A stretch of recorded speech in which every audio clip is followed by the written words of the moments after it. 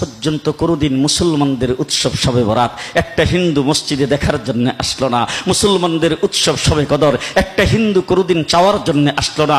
মুসলমানদের উৎসব রমজান মাসের রোজা একটা হিন্দু কোনোদিন তোমার সাথে সমাজ করার জন্য রাখলো না। একটা হিন্দু কোনোদিন তোমার ঈদের নামাজে আসলো না।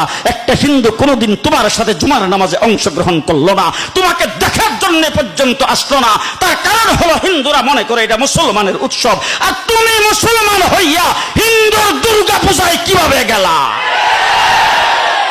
আরে তোমার কি হয়ে গেল? তোমার কি লজ্জা শরম তুমি দয়ে ফেলে দিয়েছো? তোমার কি কোনো লজ্জা শরমও নাই?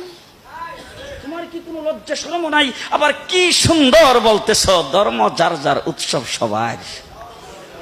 হাই হাই হাই, ও মুসলমান যুবকেরা ভালো করে শোনো, ধর্ম যার যার উৎসব সবার, তাইলে বিয়া যার যার বউ তো সবার।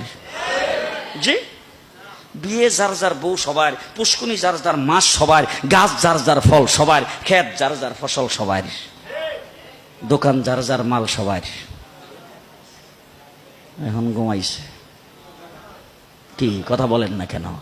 তাহলে আমার দোকানের মাল যদি আমার হয়, আমার ক্ষেতের ফসল যদি আমার হয়, আমার গাছের ফল যদি আমার হয়, আমার গাছের নারিকেল যদি আমার হয়, আমি বিয়ে করলে বউ যদি আমার হয়, মুসলমান আমার পুষ্কুনির মাছ যদি আমার হয়, তাইলে ধর্ম যার উৎসব তার। ধর্ম